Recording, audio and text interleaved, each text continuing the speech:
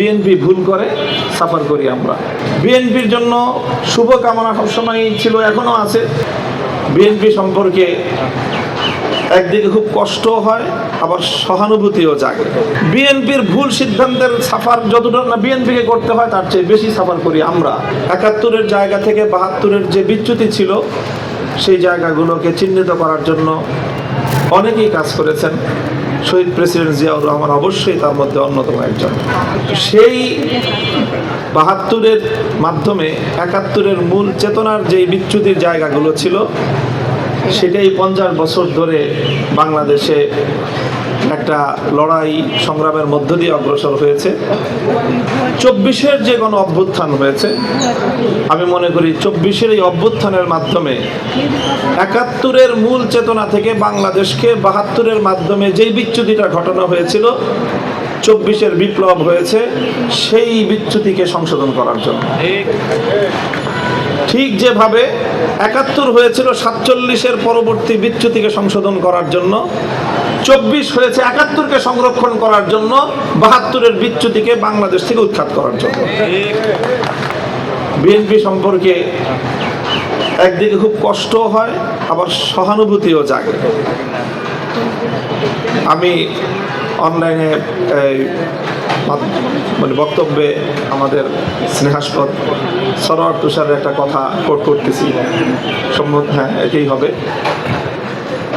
যে বিএনপি সবসময় চেষ্টা করেছে একটা ব্যর্থ আওয়ামী লীগ হওয়ার, আর আওয়ামী লীগ চেষ্টা করেছে একটা সফল বিএনপি হওয়ার।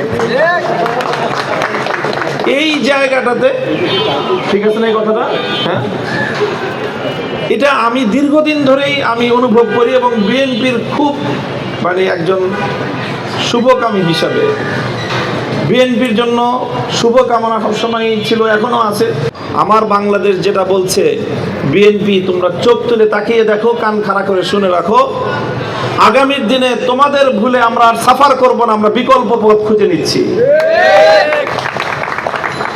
এবার যদি বিএনপি যেই ভুল করছো, তোমরা হিসাব কষে দেখো, তোমাদের ইঞ্জিনিয়ারিং এর যে নির্বাচন হয়েছে, সেই নির্বাচনে তোমাদের ভোটের অনুপাতটা তোমরা হিসাব করে দেখো, যে তোমরা কোন ভোটে কিভাবে নির্বাচিত হয়েছো। বিএনপির ভুল সিদ্ধান্তের সাফার যতটা না বিএনপিকে করতে হয়, তার চেয়ে বেশি সাফার করি আমরা।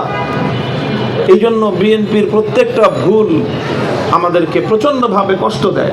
বিএনপি যখন ৯৬ সালে এই তত্ত্বাবধায়ক সরকার বুঝে না, তত্ত্বাবধায়ক সরকার আসমান থেকে পড়েছে বা কোথাও এই জাতীয় যখন কথাবার্তা বলতো, তখন আমরা দেখতেছিলাম যে বিএনপি একটা পতনের দিকে ধাবিত হচ্ছে। বিএনপিকে সেই বিষয়টা কষ্ট দেয় নাই, আমাদেরকে কষ্ট দিয়েছে। আবার ২০০৬ সাল যখন সামনে আসলো, আবার যখন বিএনপিকে হাসানকে তত্ত্বাবধায়ক সরকারের প্রধান করার জন্য সংবিধানকে পরিবর্তন করার, সংশোধনে আনার নানা ধরনের আয়োজন করতেছিল। নির্বাচন কমিশনে এম এ আজিজের কথা আপনাদের মনে থাকার কথা, এম এ আজিজের বিরুদ্ধে আন্দোলন হয়, এম এ আজিজকে পরিবর্তন করে আরেকজনকে দেয়, মাহফুজুর রহমান নাকে, তাকে পরিবর্তন করে আরেকজনকে দেয়।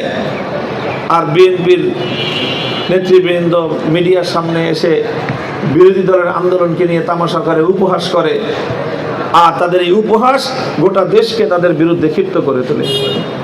এই করতে করতে শেষ পর্যন্ত ২০০৬ সালে বিএনপি কে এম হাসান মার্কা, এম এ আজিজ মার্কা নির্বাচন করতে গিয়ে যেই খাদে পড়লো, সেই খাত থেকে বিএনপির নেতারা তো আওয়ামী লীগের সাথে তলে তলে আন্ডারস্ট্যান্ডিং করে, তাদের ব্যবসা বাণিজ্য, তাদের নিরাপত্তা সব কিছু নিয়ে তারা তো ২০ বছর খুব খারাপ ছিল না।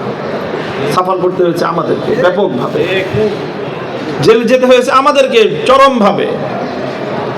বিএনপি ভুল করে, সাফার করি আমরা, কারণ আমরা আমাদের স্টেটটাকে, আমাদের নেতৃত্বটাকে বিএনপির হাতে দিয়ে রেখেছিলাম। ইউএফটি ফার্স্টের সাথে ট্রেড করুন যে কোনো জায়গা থেকে, ক্যাম্পাসে ক্লাসের ফাঁকে, ঢাকার জ্যামে বসে কিংবা ঘরে বসে। ট্রেডিং এখন হাতের মুঠোয়, তাই ট্রেড করুন যখন খুশি, যেখানে খুশি।